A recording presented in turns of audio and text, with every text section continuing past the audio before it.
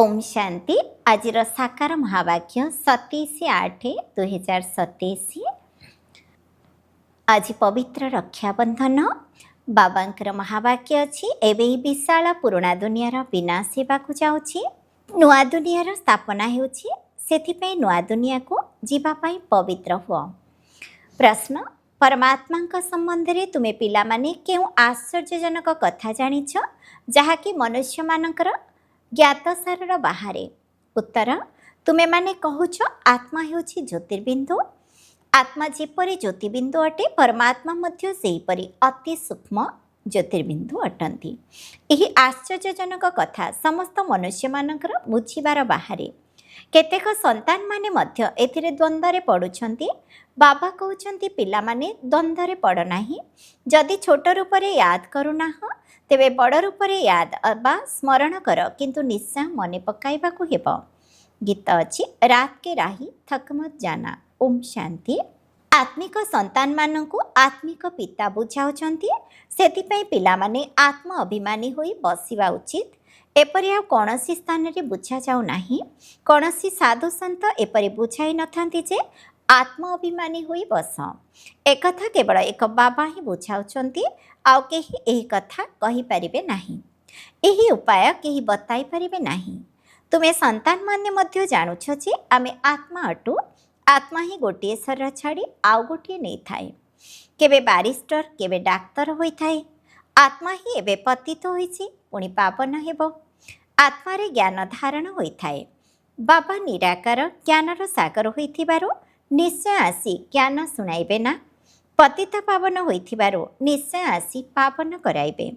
से सर्वश्रेष्ठ परम पिता परमात्मा अटंती। मो तुमर पिता सर्वश्रेष्ठ ज्ञानर सागर अटे, मोर निजर शरीर नाही। एसबु ज्ञान तुमर आत्मा धारण करुथिबारो तुमको आत्म अभिमानी हेबाकू पड़िबो। देह अभिमान रखिबा अनुचित। आउ कौनसी एपरि स्थान नाही जेउठी सुनिबा और सुनाउथिबा व्यक्ति उभय देही अभिमानी होइथिबे। बाबा तो निराकार अटंती। से आसी तुमको राजयोग शिखाउछंती। बाकी सब मनुष्य होउछंती देह अभिमानी। जदिओ एही लक्ष्मीनारायण निमंते कुहाजिबो ये आत्म अभिमानी थिले, तथापि देह अभिमान तो रही थाए ना। यही ज्ञान परमपिता परमात्मा ही आसी देउछंती। आत्मा को धारण करिबाकू हेबो। आत्मा को ही पतितरु पावन हेबार जुक्ति बताउछंती।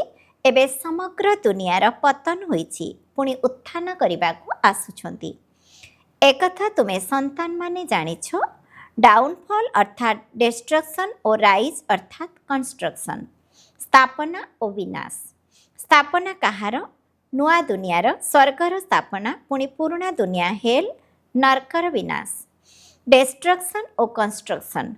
कलिजुग हेउछि पुराणा दुनिया, एहार विनाश निश्चय हेबा दरकार। विनाशर लक्षण हेउछि एही महाभारी महाभारत लड़े। महाभारतर वृत्तांत महाभारत शास्त्र रे देखाई थांती। बाबा ब्रह्मांक द्वारा स्थापना करुछंती, से तो निश्चय नुआ दुनियार स्थापना करिवे ना। यह हेउछि बेहदर विनाश और बेहदर स्थापनार कार्य। बाबा ही नुआ घर पिलामानक पाई तैयारी करिवे, पुणी पुराणार निश्चय खलास कराइबे।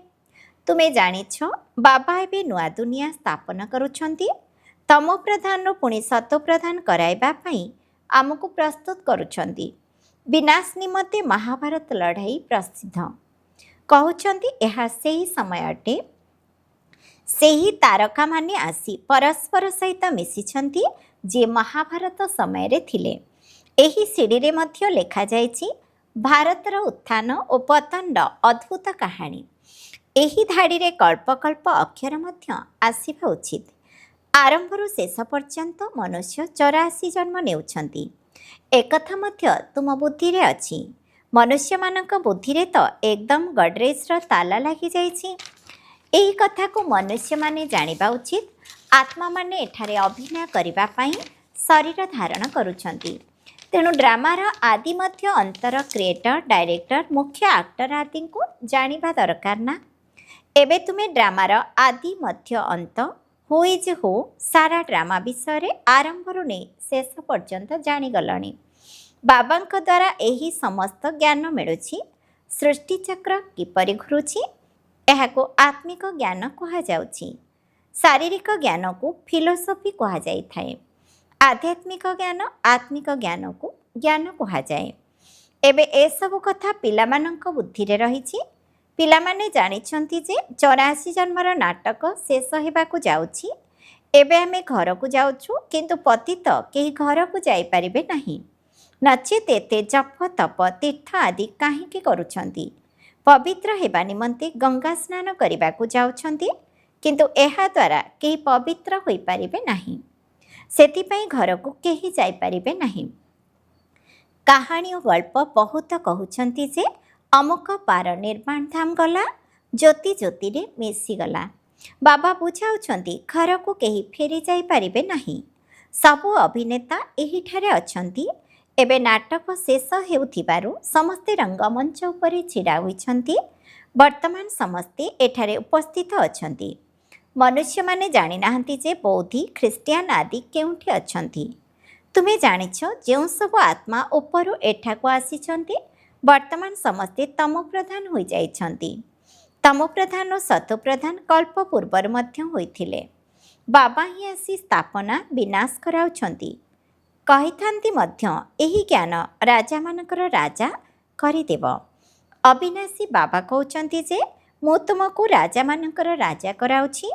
କୃଷ୍ଣ ତ ସ୍ଥାପନା କରାଉନାହାନ୍ତି। କ୍ରିଏଟର ହେଉଛନ୍ତି ବାବା।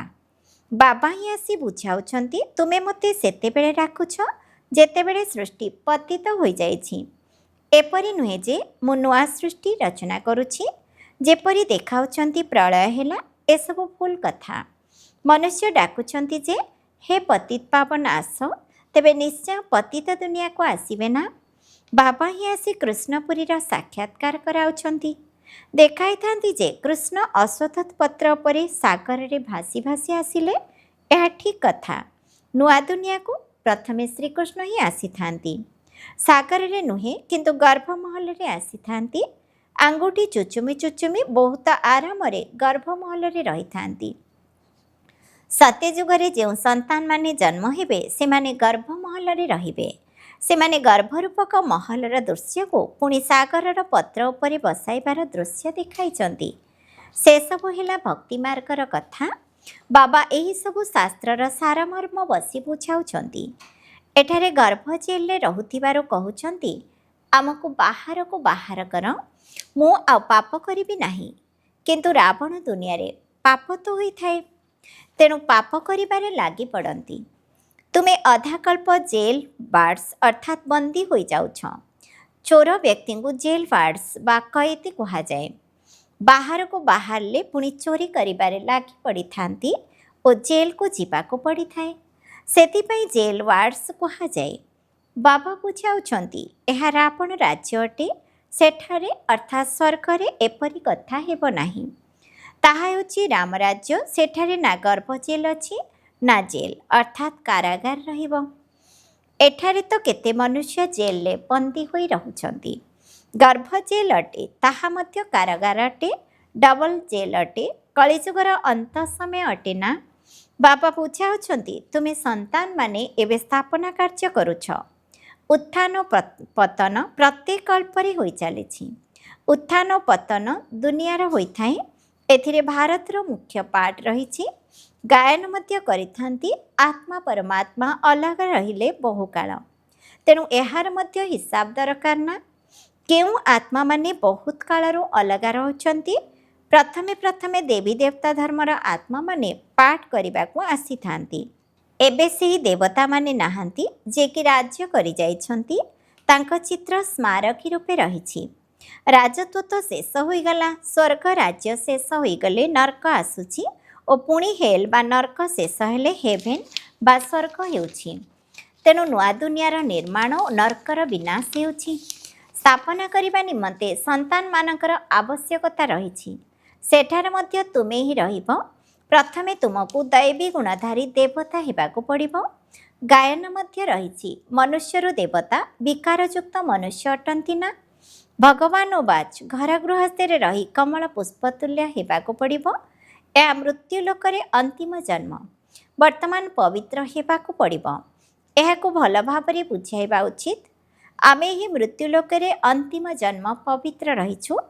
बाबा कहउछन्ति एही विकार गुड़िक उपरे विजय प्राप्त करिबा द्वारा तुमे विश्वर मालिक हेब। पिलामाने मध्य बुझी पुणी अन्यमानकु बुझाउछन्ति जे एही पुराणा दुनियार विनाश सम्मुखरे उपस्थित। ଏହା ସେହି महाभारत लଢ଼େଇ काम विकार महाशत्रु अटे। ସେଥିପାଇଁ प्रतिज्ञा कर। एबे तुमे जानुछ आमे पवित्र हेउछु। ଏହି ପୁରୁଣା ଦୁନିଆର ବିନାଶ ନିଶ୍ଚୟ ହେବ। ଏହା ପୂର୍ବରୁ ପବିତ୍ର ନିଶ୍ଚୟ ହେବାକୁ ପଡ଼ିବ।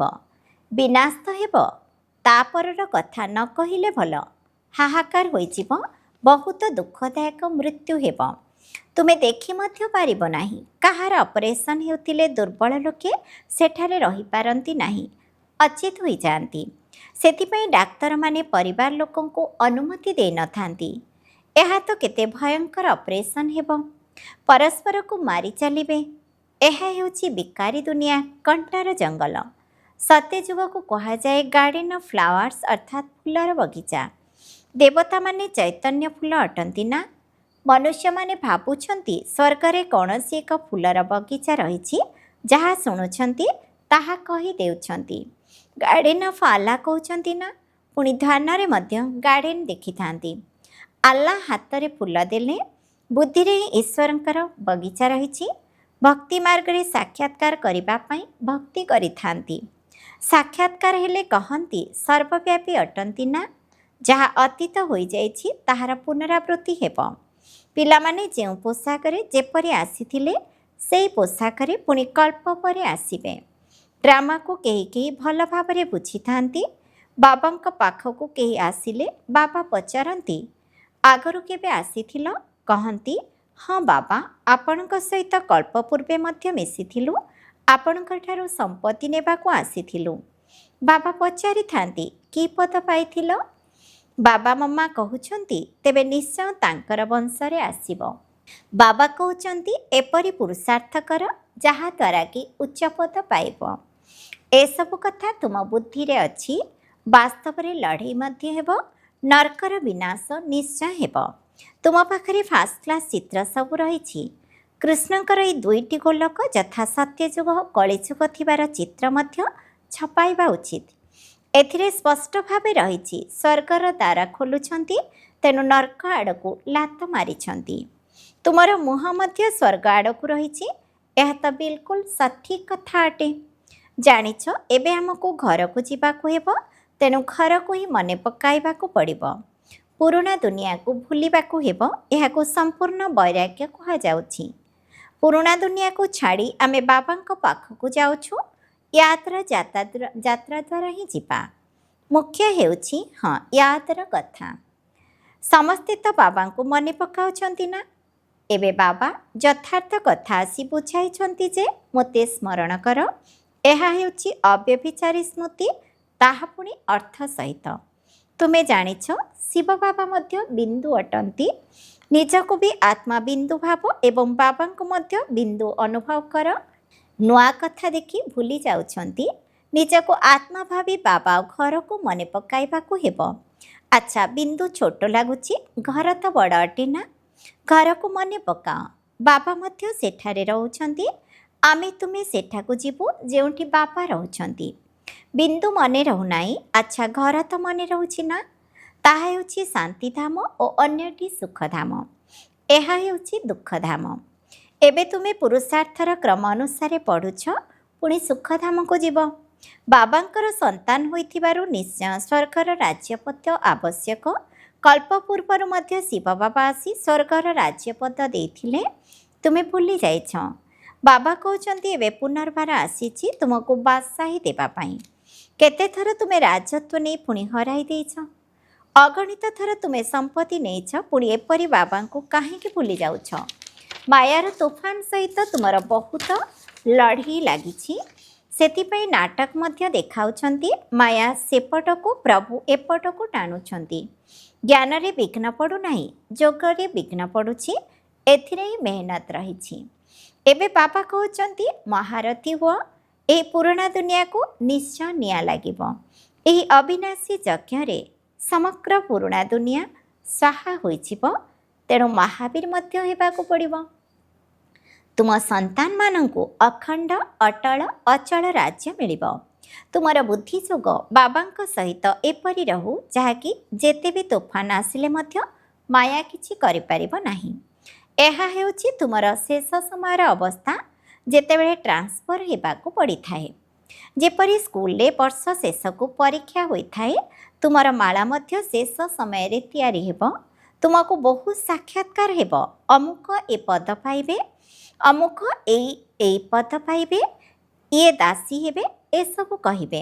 ସେ ସମୟରେ କିଛି କରିପାରିବ ନାହିଁ। ପଶ୍ଚାତାପ କରିବାକୁ ପଡ଼ିବ। ମୁଁ କ'ଣ କଲି, ଶ୍ରୀମତରେ କାହିଁକି ଚାଲିଲି ନାହିଁ, କିନ୍ତୁ ସେ ସମୟରେ ତ କିଛି ହୋଇପାରିବ ନାହିଁ। ଏପରି ବହୁତ ପଶ୍ଚାତାପ କରିଥାନ୍ତି। ମନୁଷ୍ୟ କାହାର ହତ୍ୟା କରି ପଛରେ ପଶ୍ଚାତାପ କରିଥାନ୍ତି, କିନ୍ତୁ ହତ୍ୟା ତ ହୋଇଗଲା, ଆଉ କ'ଣ କରାଯାଇପାରିବ।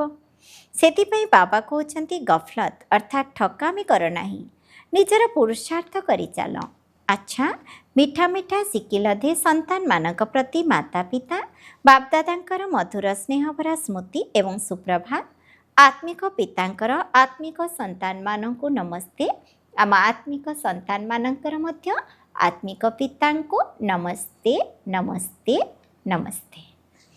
ଧାରଣା ପାଇଁ ମୁଖ୍ୟ ସାରାଂଶ 1 ନମ୍ବର, 84 ଜନ୍ମର ନାଟକ ଏବେ ଶେଷ ହେଉଛି। ଘରକୁ ଫେରିଯିବାକୁ ହେବ। ସେଥିପାଇଁ ଆତ୍ମ ଅଭିମାନୀ ହୋଇ ପାବନ ହେବାକୁ ପଡ଼ିବ। ଦେହ ଅଭିମାନକୁ ଛାଡ଼ିବାକୁ ପଡ଼ିବ। 2 ନମ୍ବର, ଯଥାର୍ଥ ଭାବରେ ନିଜକୁ ଆତ୍ମା ବିନ୍ଦୁ ମନେ କରି ବିନ୍ଦୁ ବାବାଙ୍କର ଅବ୍ୟଭିଚାରୀ ସ୍ମୃତିରେ ରହିବାକୁ ହେବ। ମହାବୀର ସଦୃଶ ନିଜର ଅବସ୍ଥାକୁ ଅଚଳ ଅଟଳ କରିବାକୁ ହେବ। ବରଦାନ, ବ୍ୟର୍ଥ ରୂପକ ଚିତ୍ରକୁ ବନ୍ଦ କରି ସମର୍ଥ ହେଉଥିବା କମ୍ ଖର୍ଚ୍ଚବାଲା ଆତ୍ମା ହୁଅ। ସଙ୍ଗମ ଯୁଗରେ ବାପଦାଦାଙ୍କ ଦ୍ୱାରା ଯେଉଁ ସବୁ ସମ୍ପତ୍ତି ଗୁଡ଼ିକ ମିଳିଛି ତାକୁ ବ୍ୟର୍ଥରେ ନଷ୍ଟ ହେବାରୁ ରକ୍ଷା କର, ଯାହାଦ୍ୱାରା କମ୍ ଖର୍ଚ୍ଚବାଲା ଆତ୍ମା ହୋଇଯିବ। ତେବେ ବ୍ୟର୍ଥଠାରୁ ସୁରକ୍ଷିତ ରହିବା ଅର୍ଥ ସମର୍ଥ ହେବା। ଯେଉଁଠାରେ ସମର୍ଥି ରହିଛି ସେଠାରେ ବ୍ୟର୍ଥର ନଷ୍ଟ ହେଉଥିବ, ଏଭଳି ହୋଇପାରିବ ନାହିଁ। ଯଦି ବ୍ୟର୍ଥ ରୂପକ ଛିଦ୍ର ରହିଥିବ, ତେବେ ଯେତେ ବି ପୁରୁଷାର୍ଥ କର, ମେହନତ କର, କିନ୍ତୁ ଶକ୍ତିଶାଳୀ ହୋଇପାରିବ ନାହିଁ। ସେଥିପାଇଁ ଚିତ୍ରଗୁଡ଼ିକୁ ଚେକ୍ କରି ଯଦି ବନ୍ଦ କରିଦେବ, ତେବେ ସମର୍ଥ ଆତ୍ମା ହୋଇଯିବ।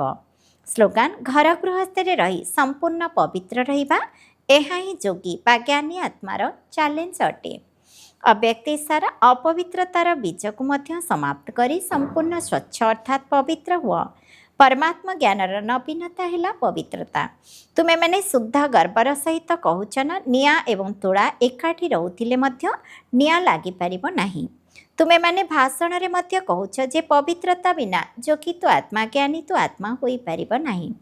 ତେଣୁ ଏହି ଚ୍ୟାଲେଞ୍ଜକୁ ଏବେ ବାସ୍ତବିକ ରୂପରେ କରି ଦେଖାଅ। ଓମ୍ ଶାନ୍ତି।